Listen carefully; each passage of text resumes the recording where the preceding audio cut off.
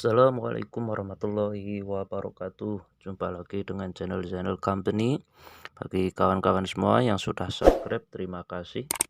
Bagi yang belum subscribe, silahkan saya tunggu untuk menekan tombol subscribe dan nyalakan loncengnya agar tetap dapat notifikasi video terbaru seputar trik dan juga perbaikan HP Android. Mungkin kawan-kawan semua saat dibawa ke counter, kemudian si counter mengatakan ini rusak IC CPU-nya. IC CPU itu apa sih dan kenapa harganya mahal? Maka dari itu di video saya kali ini saya akan coba menjelaskan apa itu CPU dan macam-macamnya CPU dan kesulitan apa saat mengganti CPU, kemudian kenapa harganya mahal. Pada dasarnya setiap HP ini di sini ada beberapa tipe HP, ada HP Xiaomi, kemudian ada HP Asus, ada HP Andromax, dan juga ada HP jadul Nokia. Yang di setiap HP itu pasti ada CPU-nya. CPU itu singkatan dari Central Processor Unit, ataupun sentral itu pusat, prosesor itu yang memproses data, unit itu ya satuan. Artinya sebuah satuan yang di situ memproses data ataupun inti yang memproses data. Artinya setiap HP itu ada sentral ataupun pusatnya yang mengontrol HP tersebut. Ibaratkan manusia itu adalah otaknya ya. Ketika otak manusia berhenti, maka di situ manusia akan mati ketika berhenti bekerja ya. Sama seperti HP. HP juga seperti itu, ketika intinya ataupun prosesornya itu mati, maka akan mati juga HP-nya.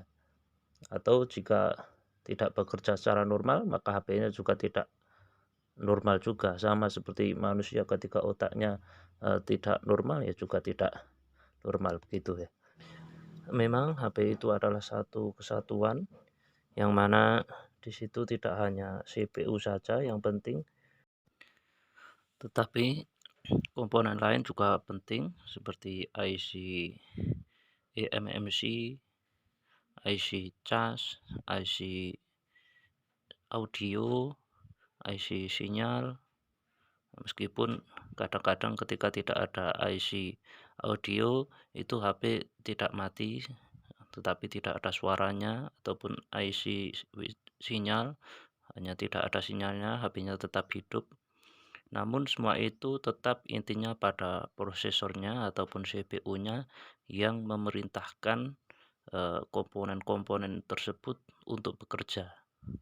Jadi yang menjadi pusat pemerintah itu adalah CPU-nya yang memerintahkan komponen lain untuk bekerja. Jadi ketika tidak ada yang memerintahkan, maka komponen lain ini pasif, tidak mau bekerja. Untuk model chipset sendiri ataupun CPU sendiri itu bermacam-macam mereknya. Namun yang paling populer itu ada Qualcomm, itu dari Amerika. Kemudian ada juga MediaTek dari Taiwan, ada juga Exynos dari Samsung. Namun tidak mesti ya Samsung itu menggunakan chipset sendiri Exynos. Kadang-kadang Samsung juga menggunakan chipset MediaTek, kadang juga menggunakan Qualcomm, karena Samsung juga berbisnis dengan chipset lain.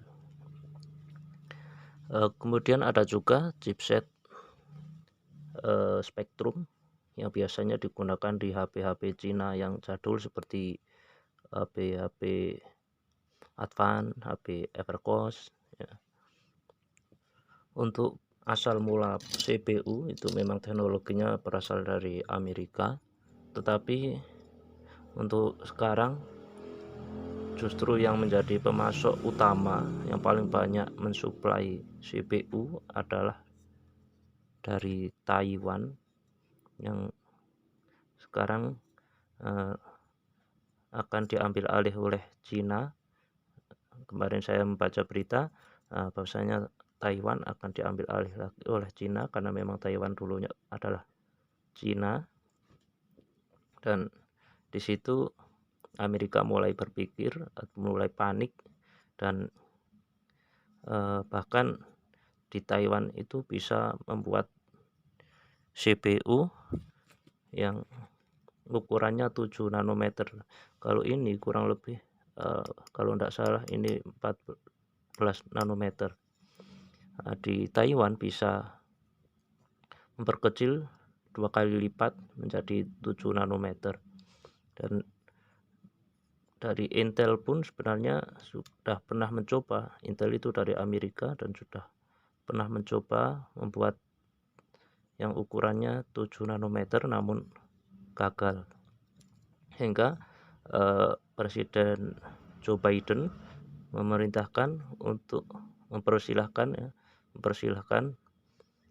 bagi para pembuat CPU di Taiwan untuk membuat pabrik di Amerika, dan di situ diberi kemudahan untuk pajak dan sebagainya. Yang intinya di situ Joe Biden mengharapkan agar Taiwan itu apabila kok diambil oleh Cina itu teknologinya sudah bisa diambil ke Amerika dulu, seperti itu. Kalau kalian mau tahu lebih lengkapnya bisa cek di Google ataupun di YouTube. Oke. Untuk kesulitan yang didapatkan saat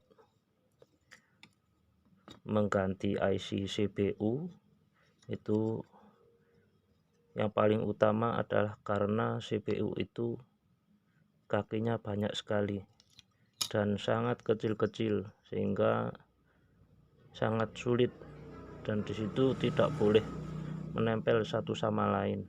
Untuk lebih jelasnya akan coba saya copot biar kelihatan kakinya. Sini HP Andromax akan coba saya copot CPU-nya.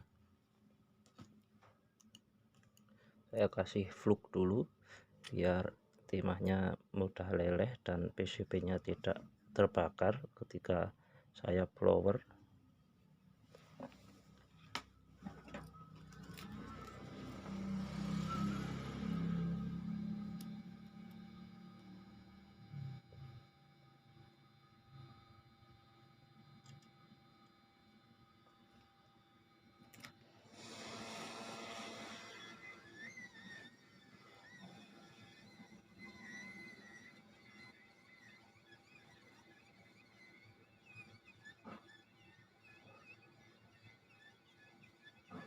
Daripada kalian nonton nggak ngapa-ngapain, ada baiknya menekan tombol like dan tombol subscribe, dan juga nyalakan loncengnya.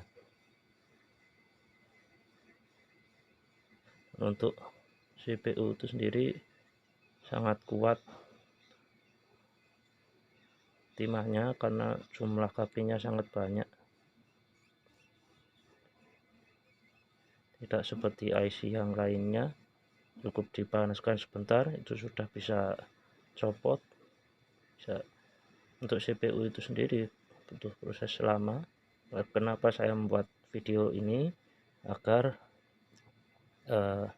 di antara user dan juga user ataupun pemakai dan juga tukang servis itu tidak ada gagal paham ataupun di situ salah sangka. Kadang-kadang si user itu pengennya jadi, dan ketika tidak jadi menyalahkan. ini kenapa kok mahal dan sebagainya. Untuk harganya juga mahal karena memang IC-nya itu sendiri mahal, dan juga beresiko ketika tidak jadi ya sudah nombok, untuk teknisinya nombok membeli IC CPU-nya, karena nggak mungkin ketika tidak jadi kok terus menarik harga, kan tidak mungkin, kecuali ada kesepakatan terlebih dahulu.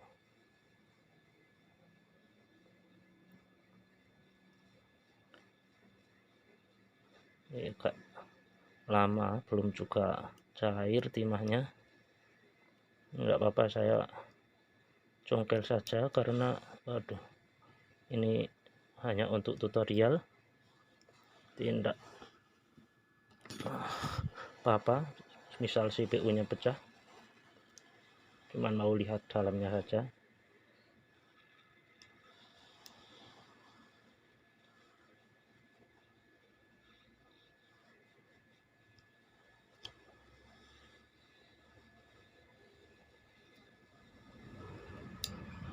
Nah, sudah terangkat. Nah, seperti inilah wujudnya.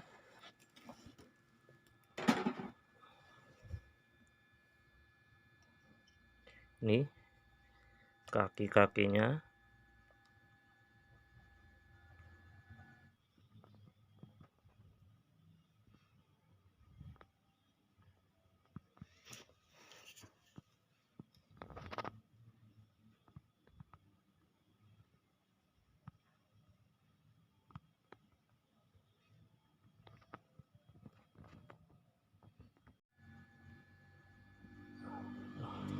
Saking kecil-kecilnya nggak kelihatan, di sini jumlahnya ratusan, dan ini tidak boleh nempel satu pun, harus terpisah semua dan nempel di sini di PCB-nya, dan tidak boleh saling menempel di sini karena terjadi konslet. Itulah sulitnya. Dan ini nanti kakinya juga harus dicetak terlebih dahulu di plat BGA, karena ini timah lama dan sudah mengeras, sulit untuk menempel lagi ketika dipasang lagi. Jadi harus dicetak dulu, dan itu juga lumayan sulit untuk mencetak kaki sekecil ini. Ya, itulah kesulitan-kesulitan yang didapatkan saat mengganti IC CPU.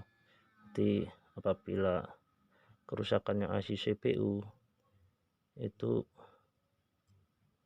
ada baiknya, itu adalah mengganti HP saja. Di jalan lainnya adalah mengganti HP. Mungkin bukan solusi, tetapi saran lainnya adalah mengganti IC CPU daripada mengganti. Memang sulit dan jarang teknisi yang sanggup. Mungkin sanggup, cuman karena resiko beli IC CPU kemudian lain-lainnya, itu mungkin video dari saya tentang CPU. Kurang lebihnya minta maaf. Terima kasih sudah menonton. Sekian. Assalamualaikum.